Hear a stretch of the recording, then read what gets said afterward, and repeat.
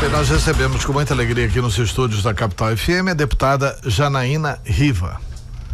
A deputada Janaína Riva é do PMDB e recentemente apresentou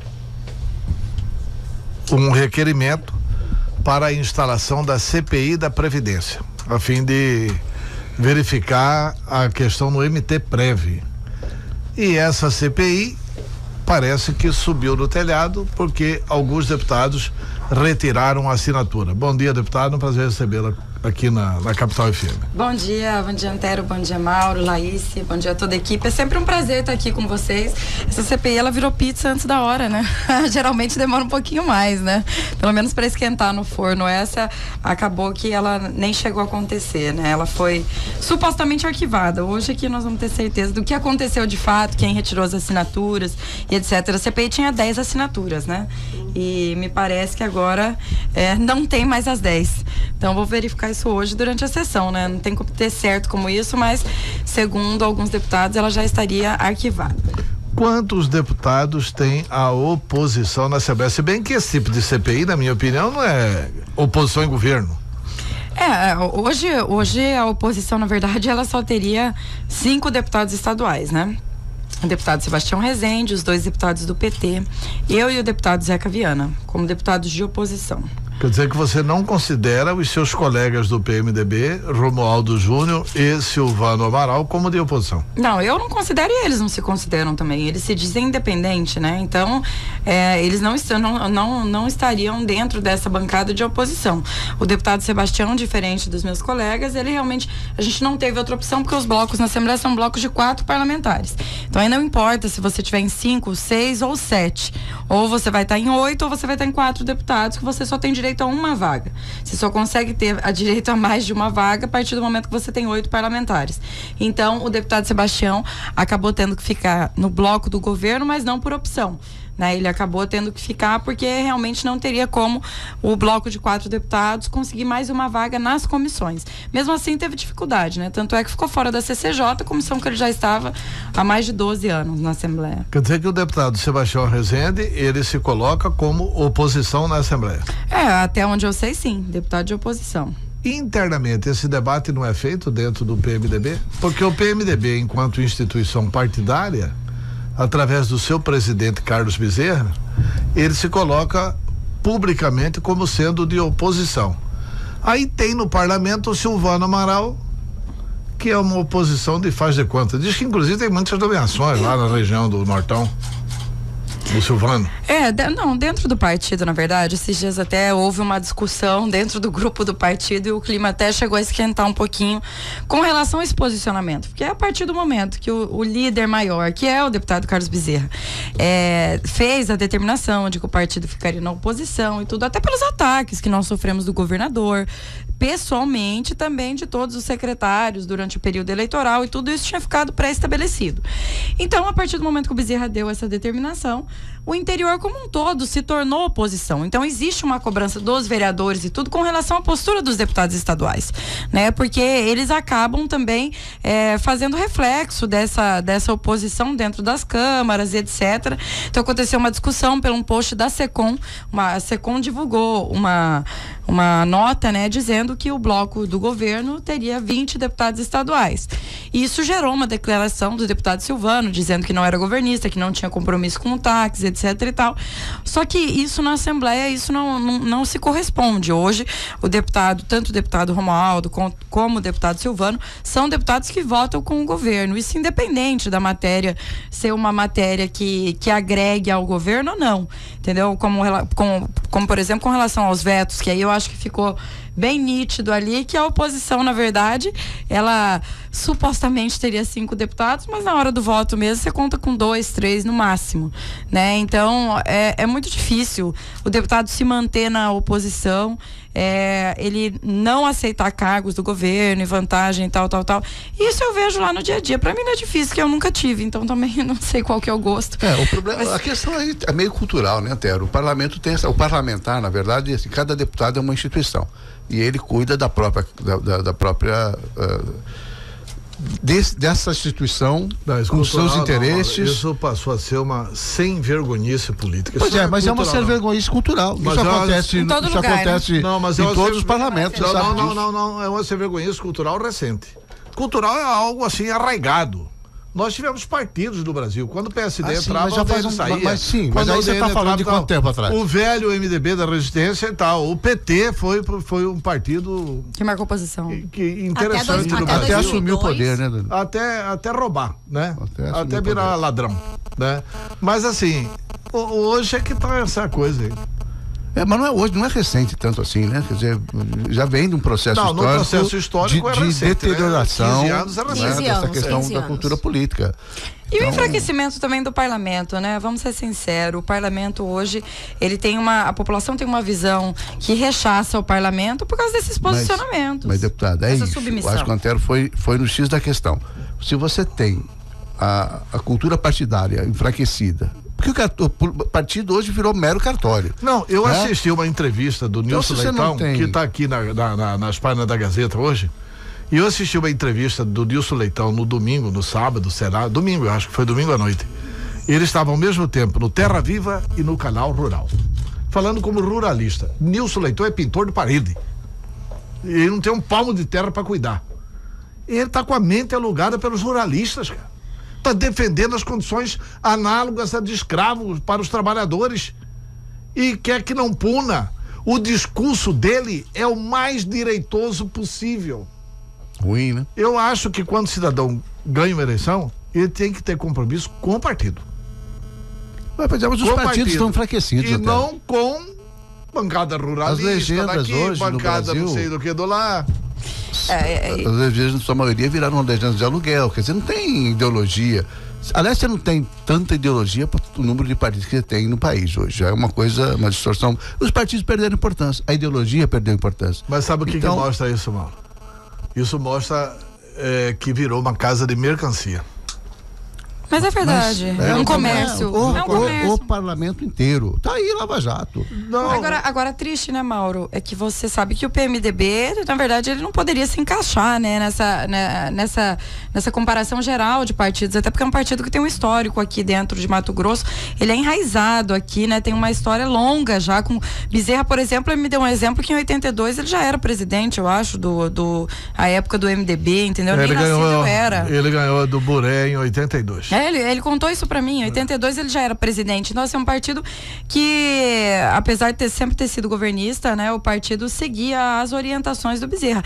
Eu acho que nesse momento, um partido que ficou tantos anos no governo, eu não vejo qual seria o prejuízo de se manter ao menos 4 anos, né, assim, longe do poder, acho que até seria bom pro PMDB, sabe? Dar vamos dizer assim, tentando se firmar um viés de oposição, é verdade, tem, né, essa coisa do a senhora cumpre o seu papel porque foi eleita para ser oposição, enfim, a coisa está bem clara nesse sentido, mas essa coisa institucional é verdadeira, entendeu? O caso do Silvano é típico, é um exemplo típico, né? Ele cuida dele, né? Dos interesses dele, eleitorais dele, políticos e isso dele. Cria problema na oposição e cria problema também na base do governo.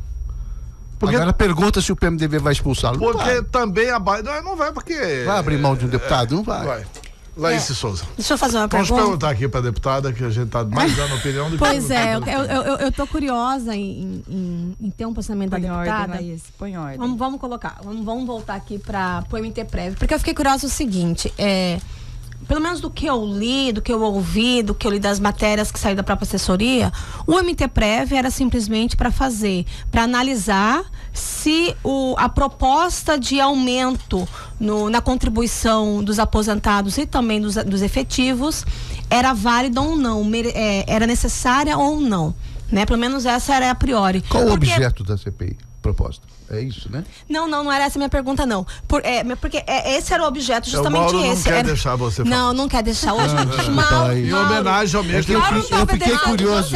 Em homenagem para saber você não tem 60, você não tem 60 anos ainda. Não tem esse direito. Você não tem 60 anos, você não é prioritário. Eu sou prioritária, que eu tô grávida, então eu tô na frente aqui pra fazer a pergunta. E tá no seu mês. E tô no meu mês, né? O mês da mulher, Mauro. Nós temos 11 meses, Mauro, calma. Bom, deputado, o que eu queria saber é o seguinte, sabendo que esse é o objeto da CPI, era analisar se essa contribuição maior do servidor era necessária ou não, por que a senhora acredita que houve essa resistência por parte dos parlamentares da situação em assinar uma CPI que, teoricamente, não prejudicaria em nada e sim agregaria ao governo? Na verdade, né, Laís, até eu acho que a mídia, em algumas entrevistas minhas, acabou tendo uma interpretação errônea do que foi dito. Na verdade, não são os parlamentares, né? Os parlamentares chegaram a assinar, né? Houve um trabalho do governo para que eles retirassem as assinaturas, né? Então, assim, o governo chegou a fazer, e eu até considerei como uma chantagem, né? É lógico que tiveram os emissários, né, dessa chantagem, mas não partiu dos meus colegas isso, pedindo que se eu me retirasse da CPI e deixasse com que o deputado Valdir Barranco ficasse no meu lugar, ou o deputado Alain, eles aceitariam que a CPI acontecesse e não retirariam as assinaturas. E eu fui irredutível, eu disse que não, até porque ficaria muito ruim para mim, que tinha proposto a CPI aceitar essas condições esdrúxulas, ridículas, até porque, na minha opinião, acho que surgiu do governo. Aliás, não só surgiu, existe um problema pessoal comigo, quem levou essa não é? proposta para você? Porque isso é ridículo. Isso o líder do governo. O líder do governo. Então, quer dizer, essa é uma mensagem do governo. Essa não é uma mensagem do Dilmar, até porque o Dilmar nem assinou a CPI. Entendeu? Então, isso é uma mensagem do governo. O governo queria que eu saísse. Então, uma coisa tão idiota, sabe? O problema é pessoal. O problema não era, na minha opinião, com a criação da CPI. A CPI, ela iria apurar, Mauro, na verdade, o suposto rombo de 800 milhões de reais. E esses 20 bilhões, né, que hoje, no caso, o MTPrev teria que ter de patrimônio, etc., né, com uma visão de futuro daquilo que há de ser pago ainda aos pensionistas e tal. O objeto que está lá seria o rombo, exatamente. É o rombo de 800 milhões do MTPrev, que na verdade seria uma forma aí de contribuir com o governo, até porque não tem como você criar um rombo desse em 2 anos, né? Isso. Mas a alegação, deputada, foi política ou foi... Enfim, qual foi a alegação que o líder do governo utilizou? O líder do governo tinha argumento, Mauro, para poder... Porque assim, ontem... Justificar isso. Tentando entender essa situação... Quer dizer que se você retirasse da CPI, a CPI aconteceria? Se eu me retirasse da CPI, ela aconteceria, através do deputado Valdir Barranco e tudo. Então eu não aceitei fazer isso, até porque eu acho ridículo. Eu nunca vi isso. Olha, eu vou falar... Ela propõe a CPI... eu tenho que sair da CPI. Não, e assim, eu nunca fiz parte de nenhuma CPI. Sim. Eles nunca me permitiram fazer parte. Isso foi motivo de uma discussão em plenário. Nós ficamos em 12 lá, 14, batendo boca por causa dessa questão de CPI. A CPI do frigorífico, por exemplo, eu gostaria de ter participado. Nunca pude participar. Então, não sei se tem alguma coisa por trás dessas CPIs da Assembleia, o que acontece lá dentro, mas muita informação dentro da Assembleia é vedada, que chega até mim, como se eu fosse alguma bestinha que não conhecesse como funciona lá dentro, né? Mas assim, essa questão do MTPrev era isso. Isso foi uma iniciativa do Fórum Sindical. Olha, deputada, você pode propor sem problema nenhum? Posso sim. A gente quer dar uma olhada, quer abrir essa caixa preta do MTPrev, etc. E aí surgiu a ideia na hora, muitos deputados apoiaram. E aí depois veio essa proposta do governo, a deputada tem que sair para a CPI acontecer. E se isso for mentira, como foi dito anteriormente pelo líder do governo, pelo governo, então que mantenham a assinatura nas CPIs. Agora eu não aguento, vem aqui dar aquela entrevistinha, não, isso nunca existiu. Sinceramente, eu não acredito que o governador Pedro Taques tenha pedido isso para o seu líder. Então que ele peça publicamente para que não retire as assinaturas, porque olha, eu que sou mulher, Laís, que muitas vezes falam que nós mulheres somos instáveis, eu não tenho coragem de colocar uma assinatura e depois retirar. Já aconteceu de às vezes um colega pedir para mim uma assinatura e depois eu ver que isso não seria legal para mim, mesmo assim eu não retirar. Isso não impede que lá na frente eu tenha um posicionamento contrário aos meus colegas. Agora, essa história de retirar a assinatura, eu acho isso uma vergonha. Isso me constrange. É a mesma coisa de você assinar um cheque e depois não pagar. Na minha opinião, é isso. Agora, quem tem coragem de fazer isso... Deputada, a CPI do MTPrev vai ter ou não? Hoje é que nós vamos saber se vai ter ou não vai ter CPI, né? Porque, como eu disse a você, o que foi divulgado pela mídia é que a CPI teria sido arquivada, mas isso não foi publicado. Até hoje isso não foi publicado. Então hoje em plenário eu vou pedir, né, que devolvam lá o requerimento da CPI para ver quem retirou a assinatura ou não. Até porque quem retira a assinatura, ele tem que oficializar isso, né, à mesa diretora, ou ele tem que fazer isso em plenário, né? E eu não soube de ninguém ter feito isso ainda. E ficar só na fala não é assim. É que a questão é formal, né? A gente está tratando de um parlamento como um todo. Então eles vão ter que fazer isso hoje. Aí nós vamos descobrir quem retirou a assinatura e quem não retirou. Eu acho que eles estão tentando evitar o desgaste, na verdade, sabe? Vamos arquivar sem falar quem retirou a assinatura, quem não retirou.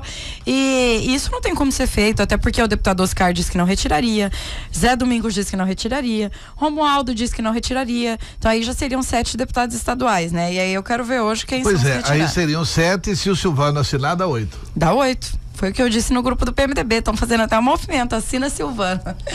Silvano assina CPI. Fizeram um meme. Assina Silvano. Pra ele assinar a CPI. Silvano, o PMDB tá fazendo isso. Tá. Agora, Antero, deixa eu ponderar. O Silvano é secretário-geral do PMDB. Renuncia, Silvano.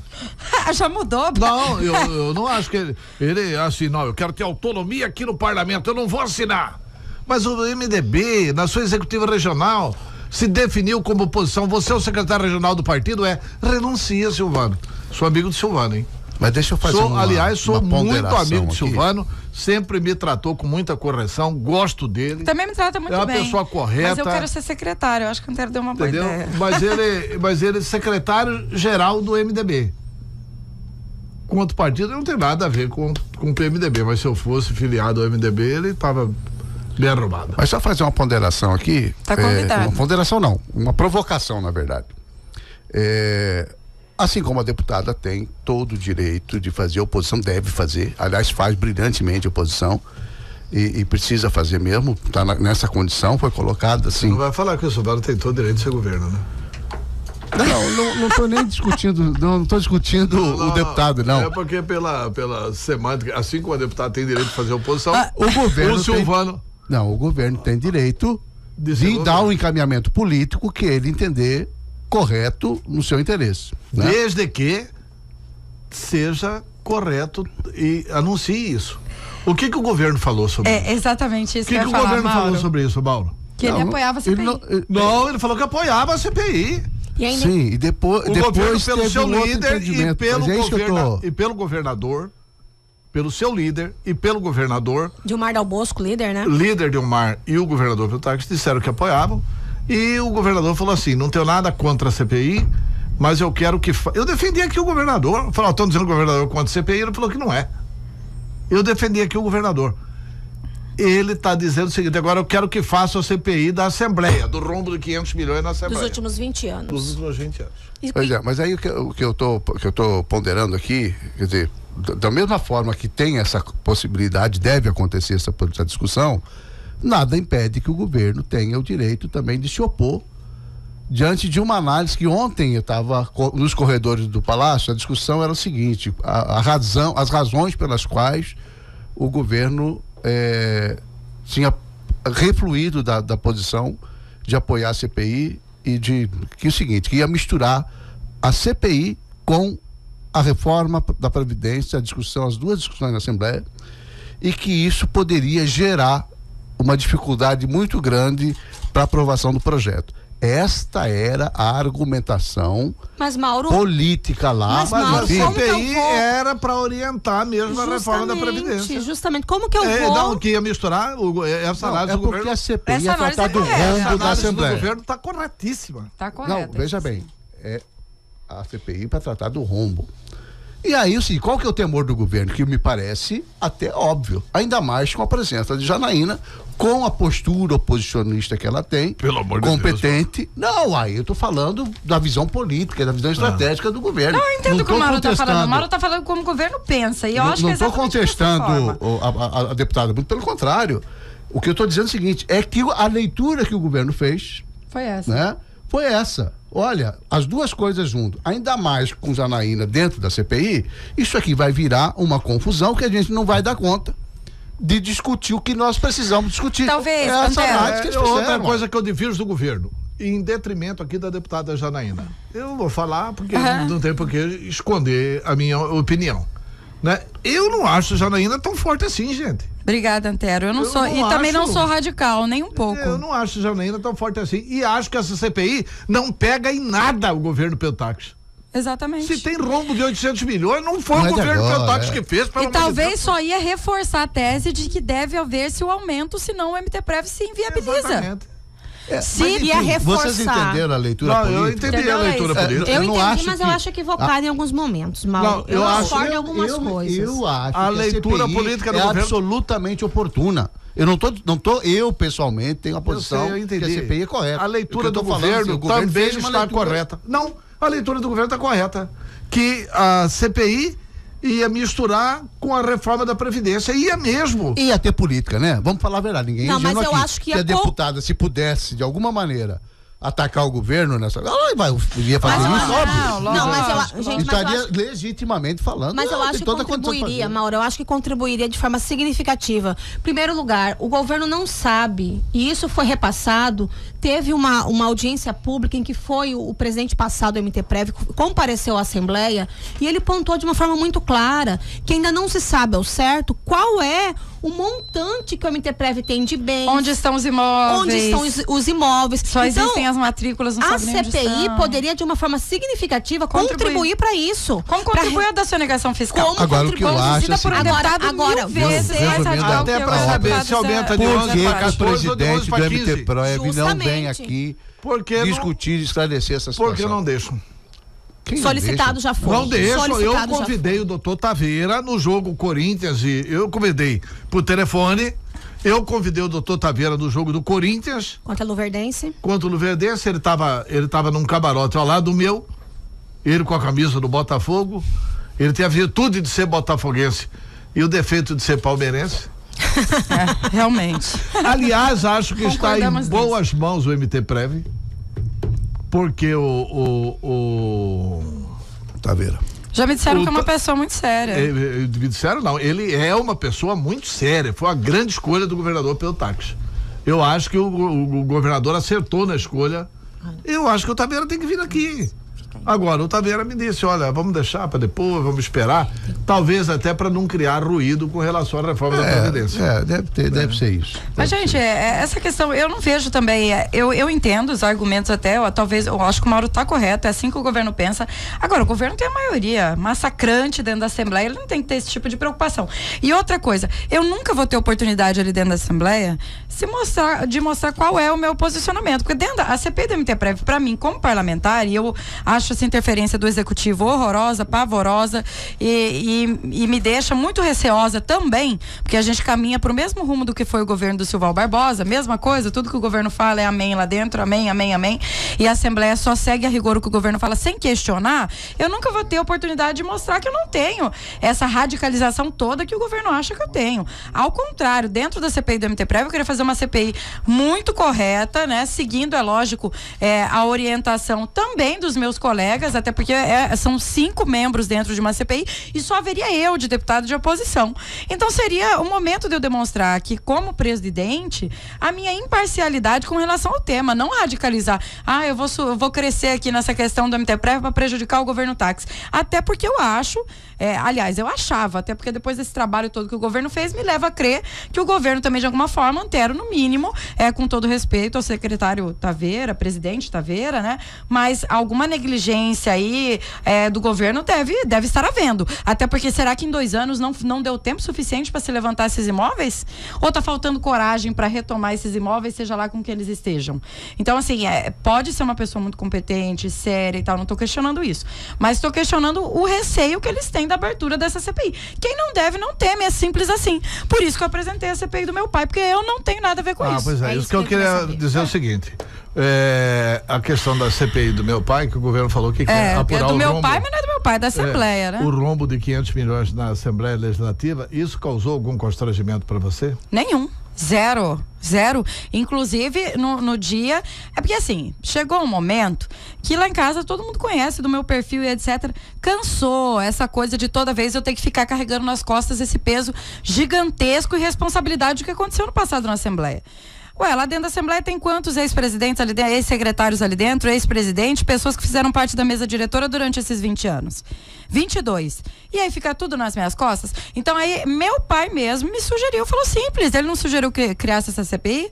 Faça a CPI e encerre este assunto. Olha, agora está a cargo dos meus colegas passarem a limpo a Assembleia Legislativa, eu não tenho nada a ver com isso. Até porque o seu pai, ele responde a centenas de processos na justiça. E qual o medo que ele teria, né, da Assembleia? Exatamente isso, foi isso que ele falou. Né? Qual o medo que ele teria de um colegiado se ele hoje está constantemente com a Justiça e o Ministério Público? Ele falou, nenhum, Janaína, tudo eu estou à disposição. E aí você para de carregar esse peso. E eu achei a ideia uma ótima, porque aí o primeiro que subir lá agora para falar, questionar qualquer coisa com relação à minha vida pública, eu vou falar, ué, deputado, mas que o senhor teve a oportunidade de fazer uma CPI para investigar o que aconteceu aqui no passado. Então, por que o senhor não fez? Então, acho que agora é o momento dos deputados estaduais mostrarem que querem contribuir, que querem contribuir com o passado da Assembleia, lavar esse passado, chega de falar de passado lá dentro, assinarem essa CPI, e aí eles vão poder questionar o que eles quiserem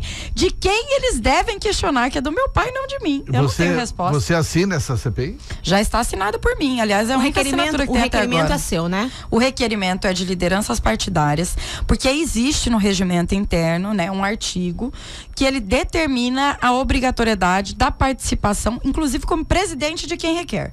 E aí ficaria uma coisa extremamente constrangedora e, na minha opinião, até eu não me sentiria bem como filha de participar, até porque você acaba, eu sou apaixonada no meu pai, para mim ele é meu herói, meu ídolo, etc. Então, tira a imparcialidade que uma CPI necessita.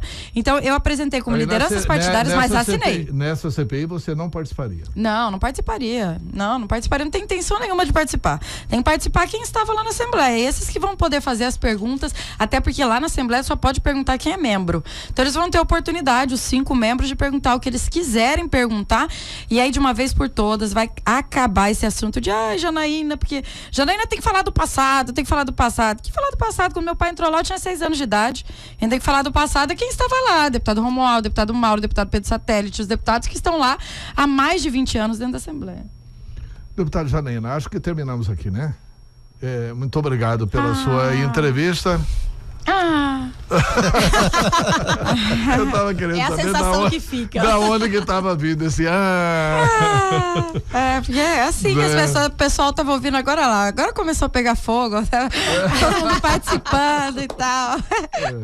Janaína é impressionante, né? Como ela trabalha bem essa questão das redes sociais. Ela tá aqui ao vivo pra todo quanto é lugar. Vocês falam live, né? Como que é? Não, você tem que ver. Participa a gente até do Japão, no Facebook, ainda mais do que no Instagram, né? Mas essa história do live é muito legal, que as pessoas às vezes não têm oportunidade de estar ligado na rádio, etc. Mas tá com o telefone celular, mas tem que saber fazer, né? Não pode fazer toda hora, não. Não é toda hora. Fica chato até, né? Fica chato. Não, tem gente que acha que é blogueiro, né? Aí faz 1000 posts num dia só, a pessoa nem aguenta mais ver a cara da pessoa. Deputada, desculpa te acordar cedo, mas muito obrigado pela entrevista. Hoje, sinceramente, vocês me derrubaram da cama, mas tudo bem, faz parte.